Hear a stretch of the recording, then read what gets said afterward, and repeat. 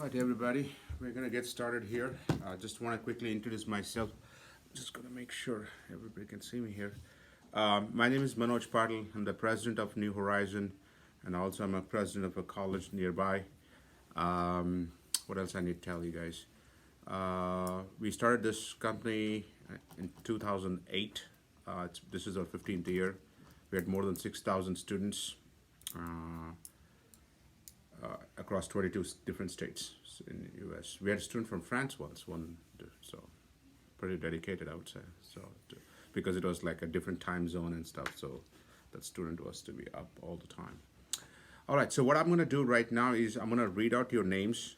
You just need to tell me what grade you're in and where you're from, okay? So we had some students miss in the other group, so I want to make sure we have everybody here. So maybe I'm saying this name wrong. Eloise? It's Eloise. I'm Eloise. ninth grade and from Sioux Falls. Thank you. Sorry, I pronounced your name wrong. Tyler?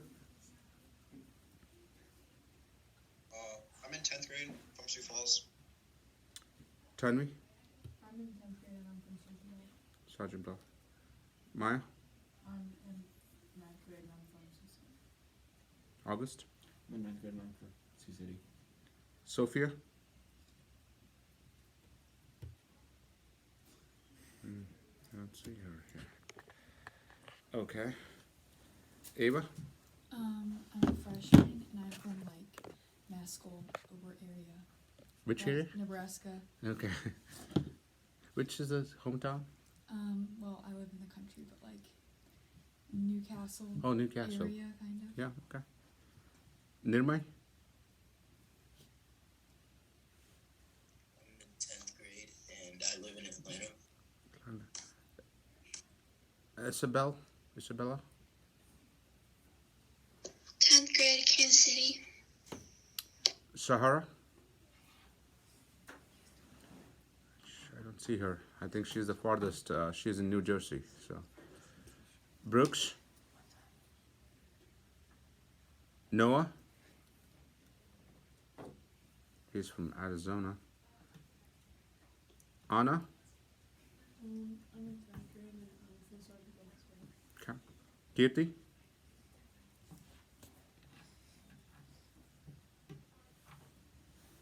Kirti, can you hear me? I see her. Oh yeah, I'm sorry. I'm a sophomore and I'm in Austin. Austin, Texas. Well, you're. Yeah, 9th grade Healing, Sioux City. Yeah, they may not know Helen. Christian? 10th grade, Sioux City. Charlotte?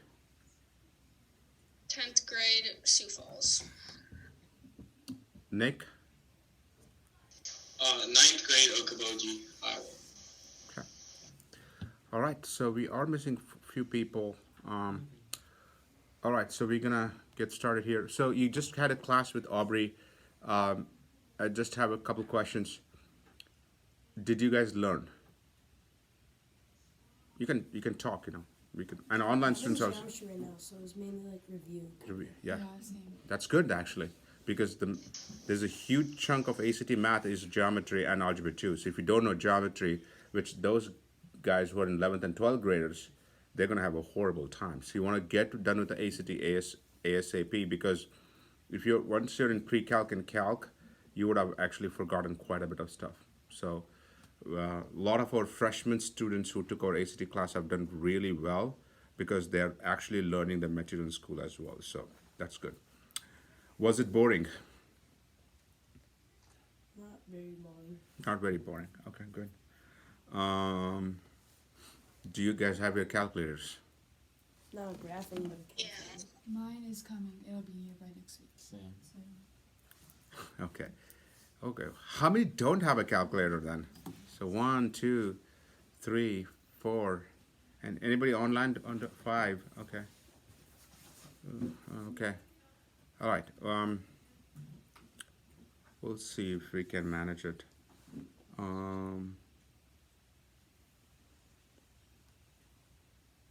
And did you guys do pages 1, 2, 3 of the math packet, right? In the math packet, is that what you guys did? I the base for the most part. Yeah. So you guys did like trapezoids, rhombus, and stuff like that, right? Yeah. So those are, remember, in the first, you're gonna get, so there is 3 tiers you're gonna have in ACT. Tier 1 is the easy 20 question, Tier 2 is the next medium level, and Tier 3 is really hard. That's what we focus on, the last 20 there. So what you guys did was more like a high Tier 1 and low Tier 2 questions. And that's what I'm gonna be continuing as well, is the low Tier 1, low Tier 2 questions. But we're gonna ramp up pretty quick here, okay? Go to page 7 of the math packet. I don't have my packet yet. It's Yeah, still in the yeah, we'll be mailing those, students who register late, you'll be getting those. So, if you don't have it, no big deal, okay? Page 7. Go ahead and read the page, please. This is more of a 5th grade, 6th grade, 7th grade math, geometries, but you'll see how important this page is. This is the highest number of questions come from this page in ACT. Once there are 13 questions in ACT math on this page. So if you don't know these fundamentals well, you're in for a big surprise. Yeah, so go ahead. You have 5 minutes.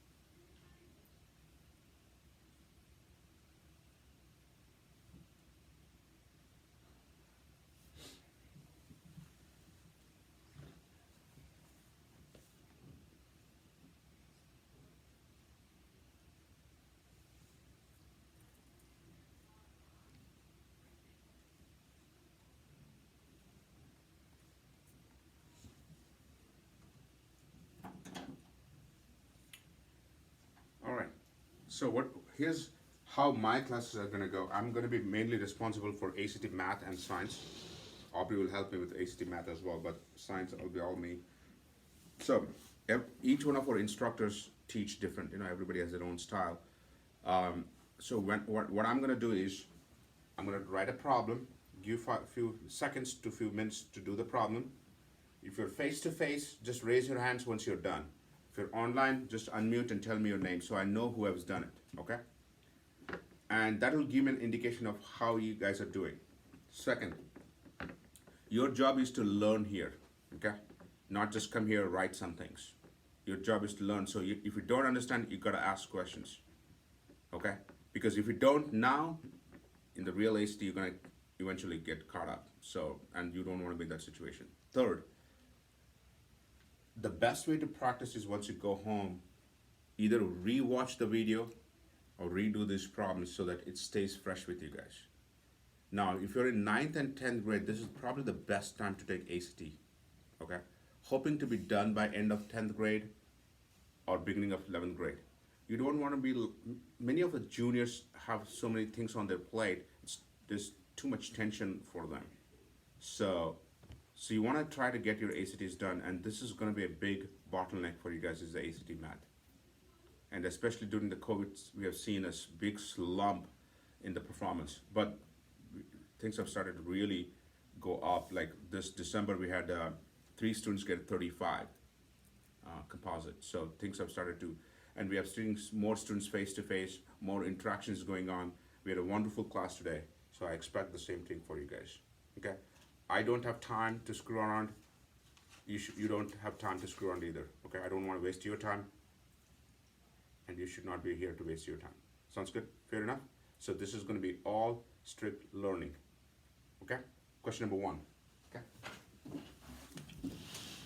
So this is an XY plane,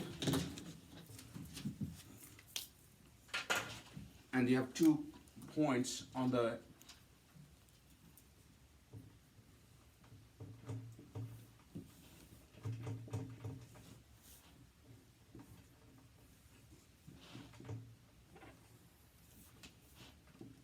So this is xy plane with point A 5, 1 and point B negative 4, negative 7. Okay? First question. And remember, this is a tier 1 question. That means these are going to be easy. You got to do it quick. 60 questions, 60 minutes is what you're allowed. 5 multiple choice options. In the first 20, if you take too much time, the last 20 you will have hardly any time, which you need more time for. So when I give a problem, I usually tell what's a rough time you should take to finish it. Okay? Of course, we're just starting now. Things may be okay, we may slow, but eventually you got to be quick. Okay? First question: find the slope of the line, and should be around 30 seconds. You have the math packet in front of you guys. You can use the formula if you don't know. Don't spend time writing the formula in the real test. You don't have time for it.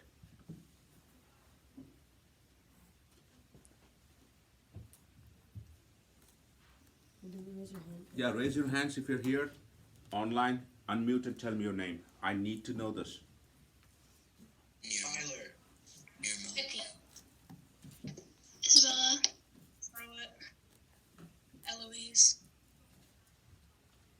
Good, let's get started here. Okay. So again, I know how much time it takes for every question, and I'll be averaging it out pretty well. So I'm gonna write the formula, but in the real test, don't write the formula. You just don't have time for it. So slope is y2 minus y1, x2 minus x1. So let's call that as y2 is 1, y1 is negative 7. And if I make a mistake, you got to tell me right away. x2 is 5 minus negative 4, so it'll be 8 or 9. Now, how I would be doing this problem in the real test, this is a positive slope line, right? You can represent with the left hand. So if you have a negative slopes, then you should do the process of elimination, and you may be left with 2, maybe 3 left, okay? And then of course you still have to do this problem. If you don't know the formula, you're screwed in the ACT. As simple as it gets. Doesn't matter how smart you are. You gotta know this.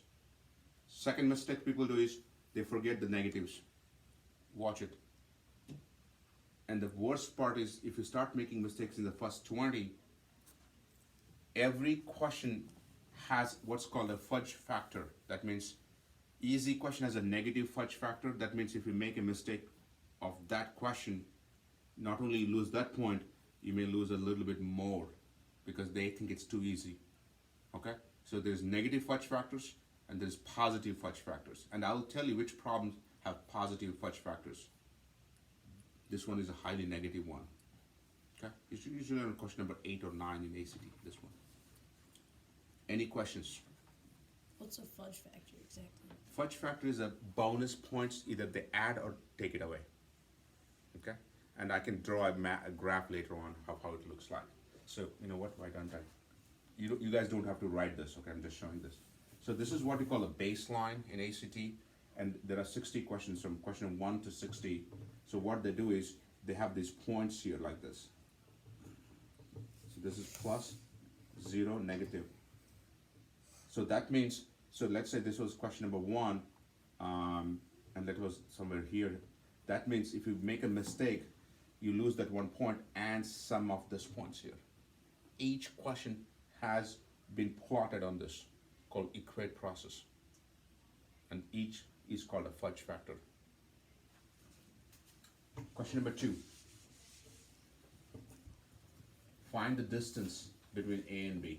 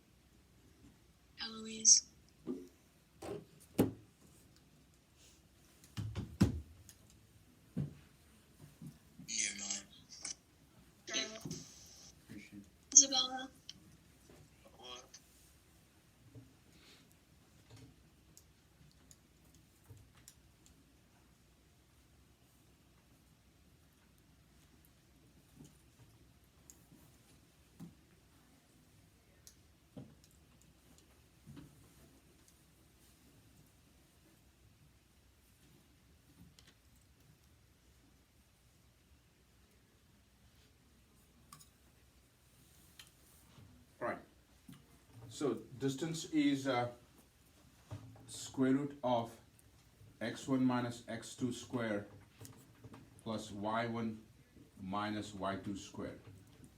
If you really want to save time, really want to be quick, you can actually there's a simpler shortcut here. You take the square of this number, 8 squared 64, 9 squared 81, add them together and square root that. So you can also do the shortcut version as well if you want to. So square root of 5 minus of minus 4 squared plus 1 minus of minus 7 squared. So it'll be 9 squared is 81 and 8 squared is 64. So 145. Can I simplify this radical? I don't think so. So either you can have a decimal answer as 12 point something square root of 12, 44. 12 squared is 144, or you can just leave it as square root 145. So in the ACT math, in the ACT test, this is what you're going to see as square root 145. Their focus is not about decimals and stuff. That their focus is whether do you know the material. Okay. So this is 30 seconds, maybe 45 seconds. It may take a little bit more time, but still in tier 1 level problems. Okay. Any questions? Next question. Find the midpoint coordinates. Midpoint coordinates.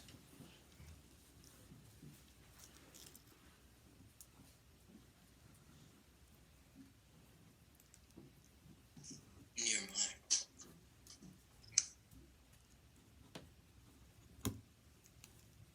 Yeah. Noah. Eloise.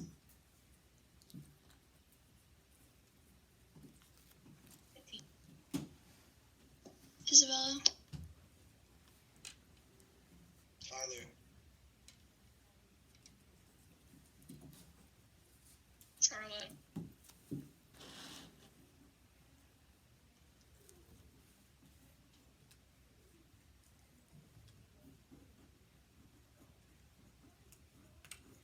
All right, let's get started. The midpoint. Midpoint is nothing but the averages of the x and the averages of the y, right?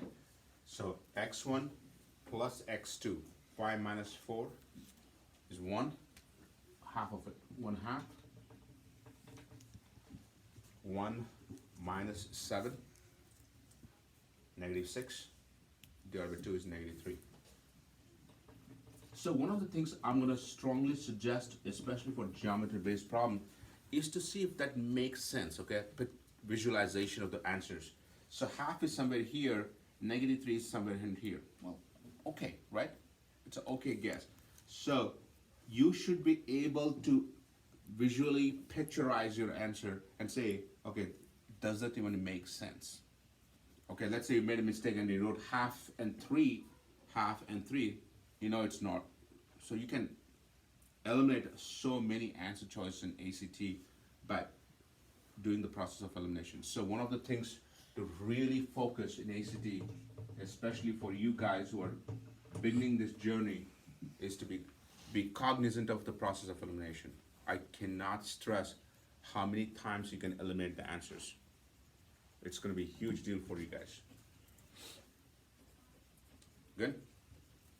Okay, so these are all tier 1 level questions. Now we go to tier 2 level questions for this. Question number 4. Find the y-intercept. Now the fun slowly begins, okay? Slowly.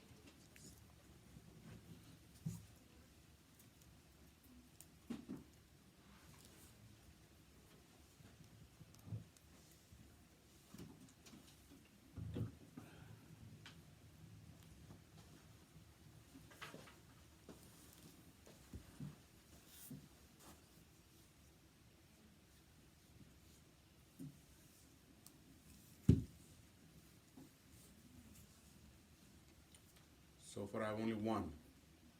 Was 2.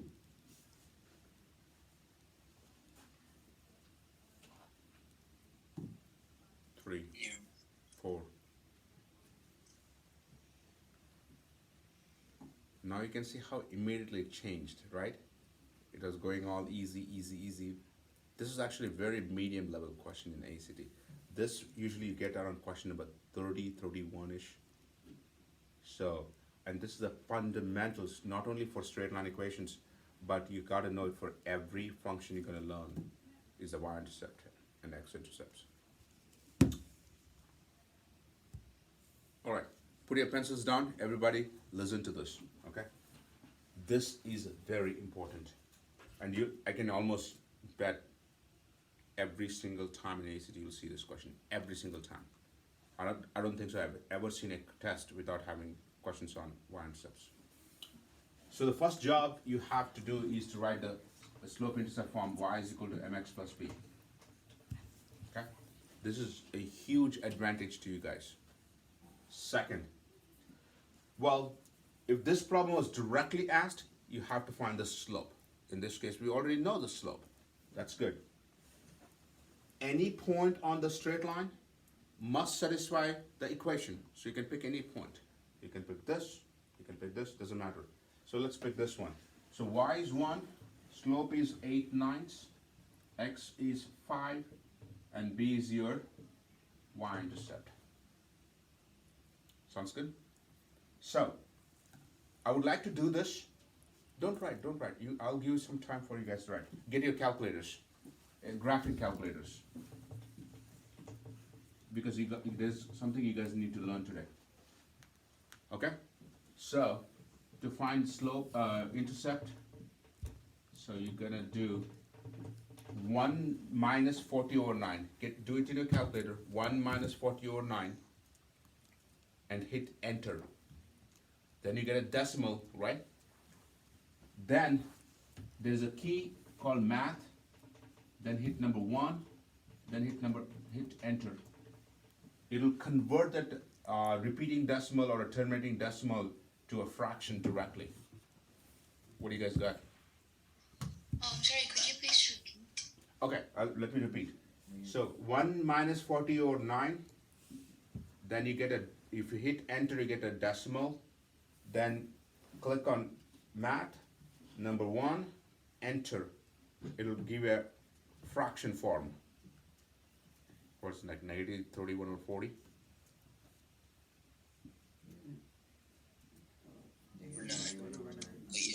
Oh, sorry, negative 31 over 9. So. Did everybody get this? So, students who don't have the graphing calculators, when you get it, practice it. Because not only it's going to be used for your ACT, schools need it, colleges need it. And ACT prefers fractions, radicals, not decimals. Okay? So, hold on. So, negative 13 over 9. So, it's around negative 3 point something, right? Negative 3 point. So, this is my 0, 0. So, this is my y-intercept, where it touches the y-axis. So sounds about right? Sounds about right where negative 31 over 9 is. So this coordinate will be 0, 31, negative 31 over 9. So you got to estimate just by looking at it in this graph and say, hey, does this make sense? The visualization of the answer is so key. If you forget it, you may make silly mistakes. So going back to your fudge factor question, this would be a neutral fudge factor. That means you won't lose points or gain points. Does this make sense? Questions? Run on this. And you should be able to do this in 30 seconds after the end of the semester. Right now it may take a minute, but at the end of the semester you should be doing this in 30 seconds. Otherwise you will be behind in terms of finishing the test.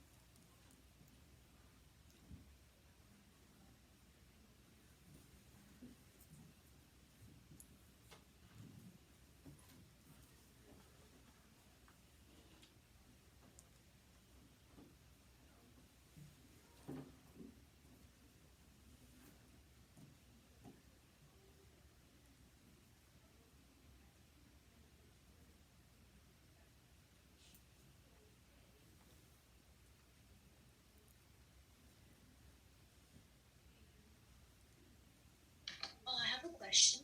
Yeah.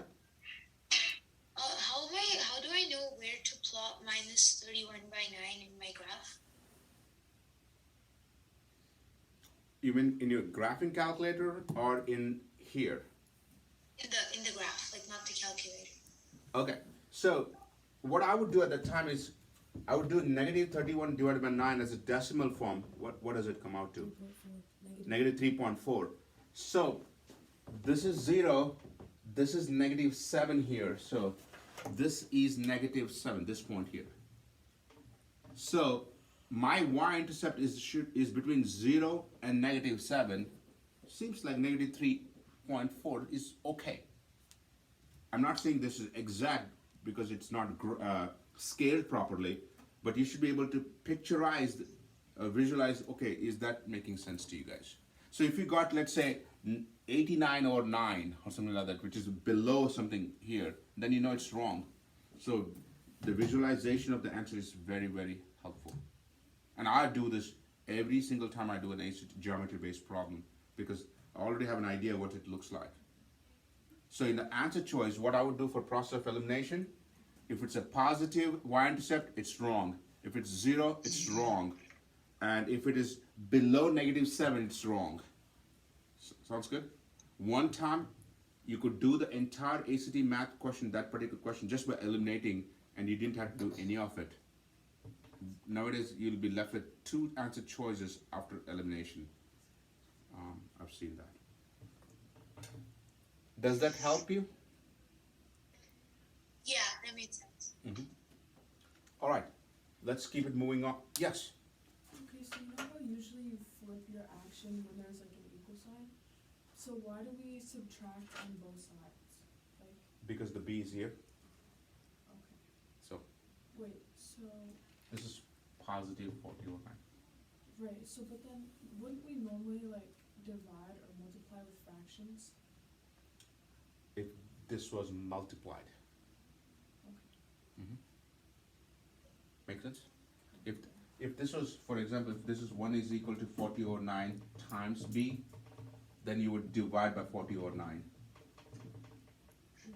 So as this is plus in here, so the simple rule to remember in math is do the operation that is opposite to it. So if this is plus, do minus. Okay. So the order of operations is based on exact opposite to the function. Okay. So what would happen to the slope if there is another line that is parallel to this? What's the slope of this line? The same? The same. Yep. 8 over 9, right? So what happens to the slope of a line that is at 90 degrees to the original line? So what happens to the slope of this line? Lobs. So it's, that will be negative Not over 8. opposite. So if it's 8 over 9, this becomes negative 9 over 8. 8. Good? Good. So the first 3 in the first tier 1. This is tier 2. The next question is also tier 2. Question number 5. Find the equation of AB. What is the equation of the line AB?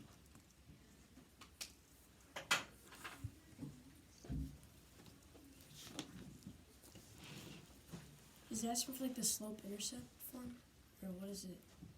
That's the first good question. Second, pick anything you want. Whatever you're comfortable with. Noah.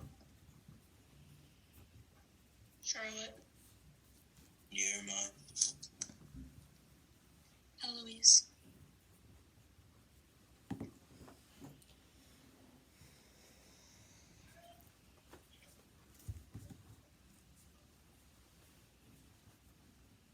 August, do you guys go to Heelan or Double Valley? Oh, we go to Hewlett. So you guys in the same class? Oh, yeah.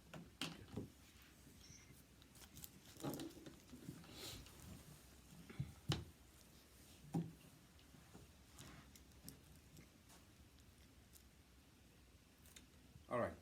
So when you do a equation of the line, equation of anything, for example, How many variables your equation should have? 2. 2. What are the two variables called? YX. X and Y? Okay. What is the X called?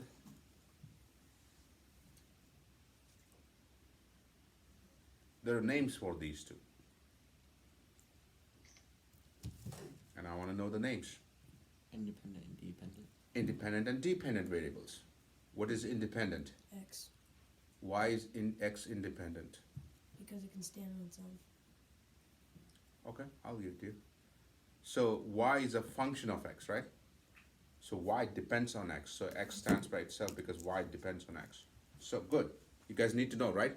When you go to college, this doesn't change. Dependent and independent variables don't change. So Y is your dependent variable, slope is 8 or 9, X is your independent variable, and slope, y-intercept is negative 31 over 9. This is our straight line equation. So if this was directly asked, you got to find this, and then this. It's going to take you a minute, maybe a minute, more than a minute. And if you practice pretty good, 45 seconds. Every second matters in ACT, and you'll find out very soon how fast the time goes. Sounds good? This is your slope-intercept form. Now, I would like you to stop writing and listen to this. Many a times, ACT may not prefer the slope-intercept form. You get to this point, check your answers, the 5 multiple choice. If it's not there, don't freak out. Okay? That means they have formatted the answers basically. So the first thing they may do is multiply this entire thing by 9. 9y is equal to 8x minus 31. Then check this and see if this is an answer choice. Sounds good? If it's not there, then check this. So take negative 8x, negative 8x. So you have negative 8x plus 9y is equal to negative 31. Then check this. So first this, then this, in that order, then this. Wait, why do we multiply by 9? Like, why 9y? Because you have the denominators to get rid of the denominators.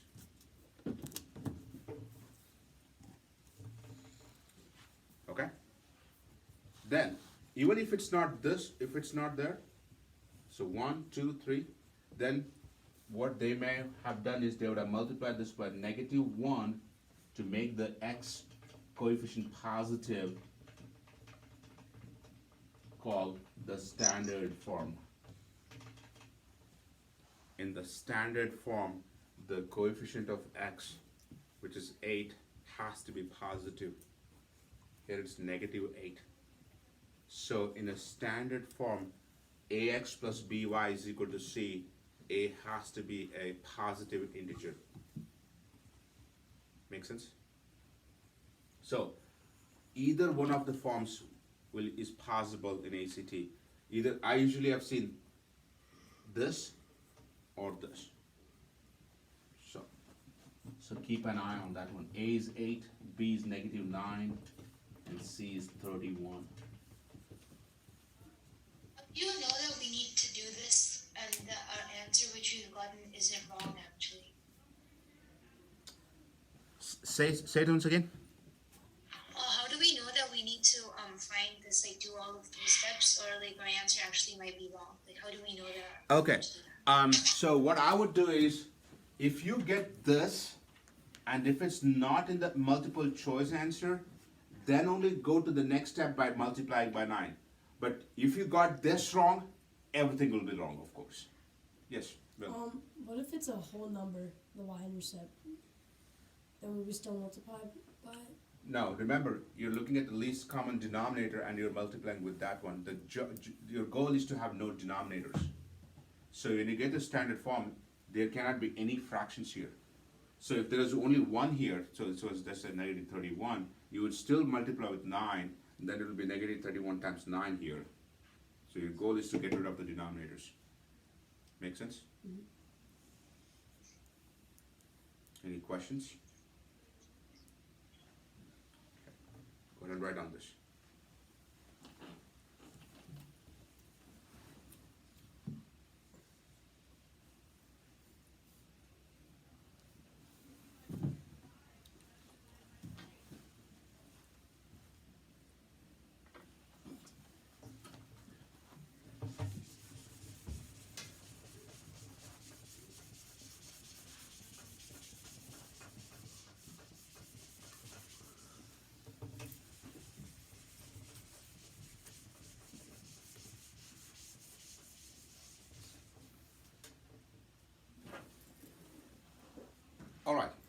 So far we did tier 1, tier 2.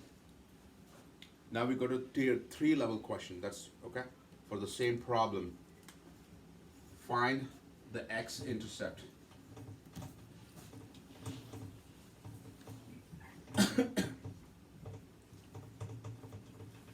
Find the x-intercept.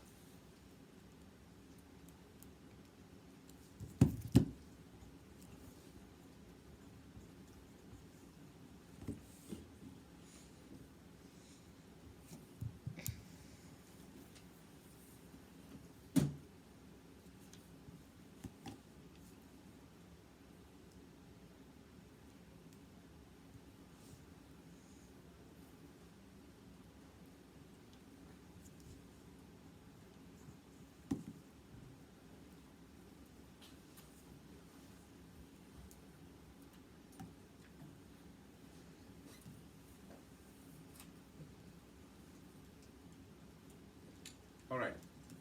So when it comes to x-intercept, which is probably many students get it wrong, and probably the most important, not only for straight line equations, for quadratics and cubic equations, you need to have that one. So to find the x-intercept, first you find the slope, then you find the y-intercept, then you find the equation.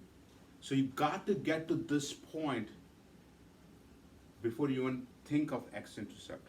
Of course, by looking at the graph, you know it has to be a positive x-intercept. You kind of, but there will be two answer choices that will be pretty close to each other. So either you can use this equation or this equation to find x-intercept. Remember, for y-intercept, x is 0. For x-intercept, y is 0. So you put y is equal to 0 in the equation. So 8x minus, so I'm going to call it as xi, x-intercept, okay? So 8xi is equal to 31. Xi is equal to 31 divided by 8. Which seems pretty reasonable looking at the graph. Of course, this step is easy because we have been doing those other things. If this is directly asked, you have to get to this point by doing all these steps. And it's going to take you 2 minutes. If you practice a minute and a half, that's where fractions really matter, because if you start doing it in decimals, you're going to start having a lot of mistakes. Use fractions as much as possible. So this is a tier 3 problem. I usually see it on 45. Not only for straight line, they can have for quadratics and cubics. They will ask this one in the tier 3. So I want to repeat something you might or might not know.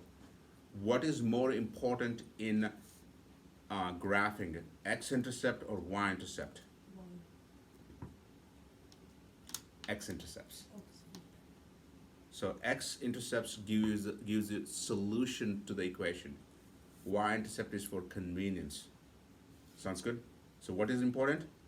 X-intercept. Y-intercept has no meaning to us. No use. You guys good? So I'm gonna give you guys 2 minutes time to read through or what we have done today. All the steps. You got to have a clear understanding of what we did today, and you should be able to retain this information after today by practicing. Otherwise, you're gonna lose these points because you're gonna think about it in the real test, and you don't have time to think on this easy stuff. There will be tough things coming up where you'll really have to think, not this one. Would you please repeat why x-intercept is more important than y-intercept? So for example, if this is a quadratic equation, which is a parabola, so So this is my y-intercept, not gonna help me, but this is the solution, is the x-intercept. So the solution of a function is equal to the x-intercepts. That's when y is equal to 0. Okay. We'll learn more of these. We'll get to this.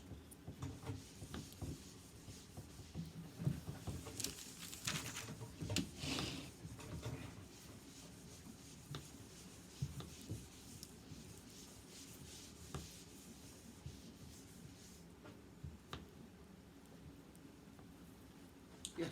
So did you say that when finding the y-intercept, the x is 0? Yes. So when you find x-intercept, y is 0, y-intercept, x is 0. And it's not just for straight line, for any function. For any function.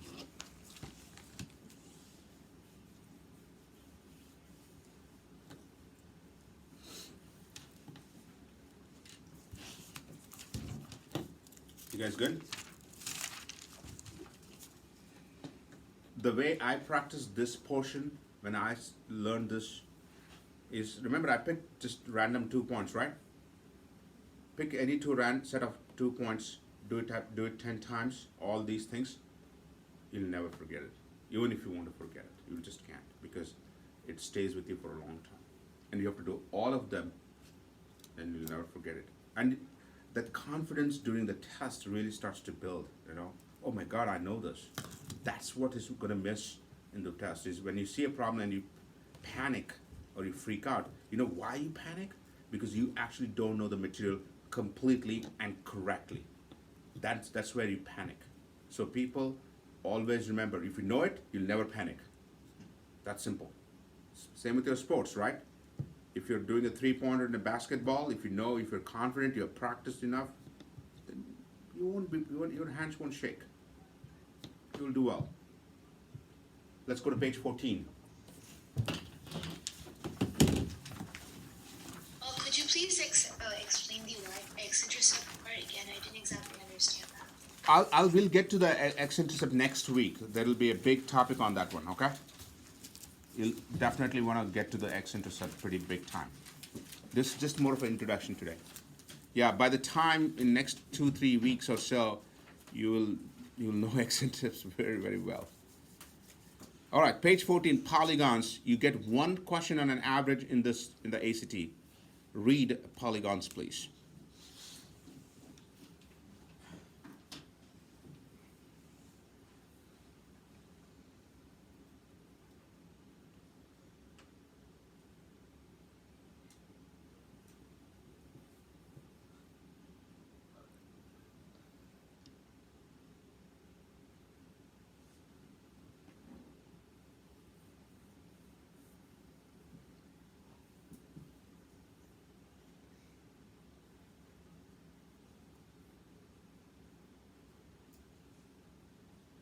What does n represent? It says like n minus 2. Take a guess.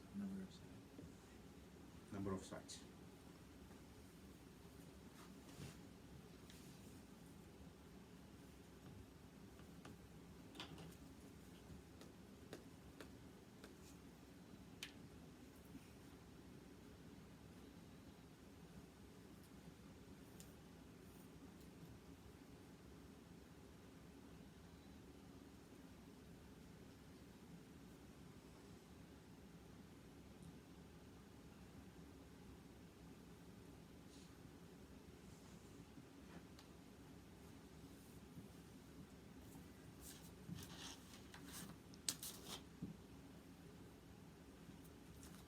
To make a polygon, how many sides do you need? Minimum 3. That's called a triangle. You guys should know that. Okay. 4 is quadrilateral. Good. 5. Pentagon. We have a pentagon in the US, right? 6. Hexagon. Good. 7. Is it septagon or heptagon? Heptagon. Septagon was an old name. Nobody uses it anymore. 8. That's your stop sign. Octagon is a stop sign. 9. Nonagon. You're expected to know all these things, by the way. 10. Decagon. People know this. 11. I knew you guys would know till 10. 11. See? Why? 12. Come on, you guys know 12, right? People, what's that? Dodecagon, right? So, you're supposed to know till 12. So, you know 10, you know 12. What happened to 11? What is it? You want to take a guess? Anybody? 11? Yeah? I don't know. No? 11. Undecagon. Yeah, that's correct. Undecagon. So, you're supposed to know the names till 12. Okay? Because they will not tell you how many sides are there. Anything about 12, they will tell you how many sides are there. And there are two types of polygons, convex and concave, regular or irregular. You will be studying regular, convex, polygon. You want to highlight that one. You will, if it is a concave, irregular, they will tell you that. But you will be asked convex, regular polygons.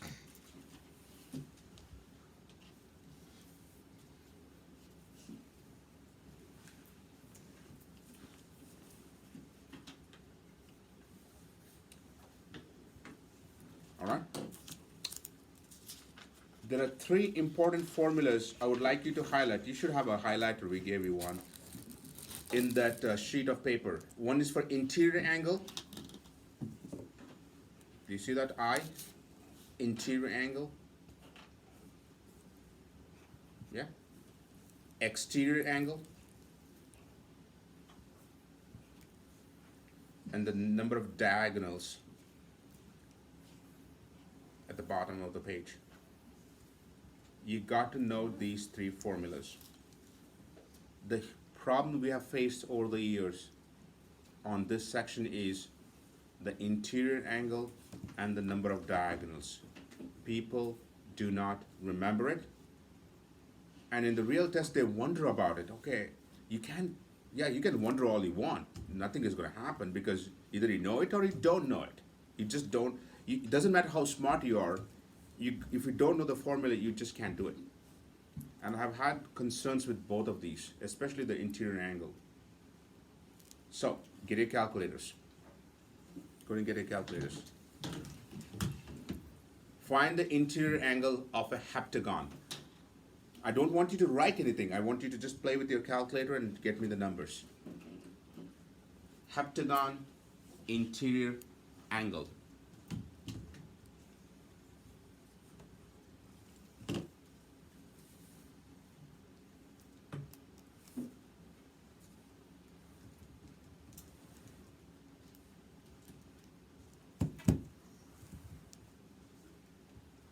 You guys got that? So one of the things is you got to know your formula.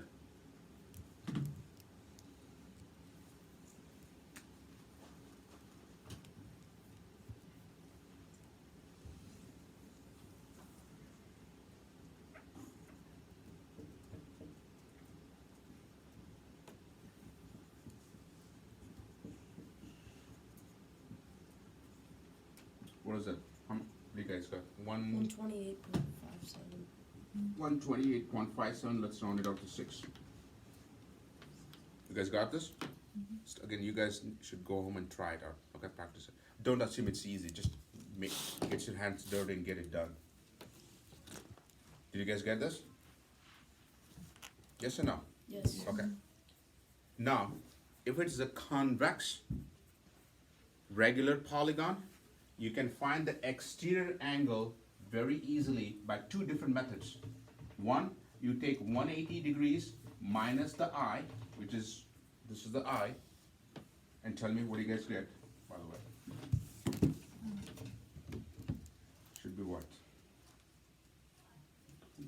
50 something? 51.4. This is one way to do it. Or you can do formula 360 degrees divided by number of sides. It should be 51.4. You have to know both. You have to know both. And again, this becomes the pivotal formula in this page. And I have had huge issues with students not knowing this.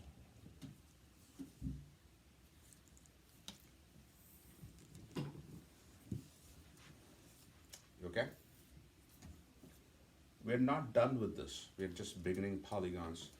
So we'll be continuing with this. So, before we stop, couple things.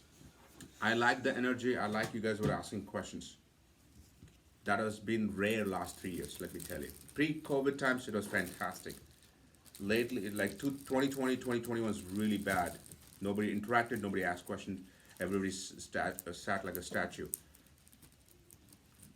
You're here to learn, okay? You're not here to just go through the motions. Second, imagine you guys taking an ACT test, right? That particular moment, there is two things that's gonna go through your mind. I know this, I'm confident. That's gonna give you the confidence for the rest of the questions. Then you come across a question you don't know, you have learned it, but I don't know it completely. That's where frustration kicks in. Third, you have no clue, you just skip it and move on. That's not where this frustration happens. Frustration happens when you, let's say you know this, you've heard this, but you can't remember it. That's the one you start to go down in your performance. And that's on you at the time. There's nobody, anything can do at the time. You put in the effort in this class, magic will happen. We had 3 students get a 35 in fall, and all 3 worked their tail off. Welcome to the class. We'll see you next week. Have a good night. Bye-bye. Do you have homework? Yeah.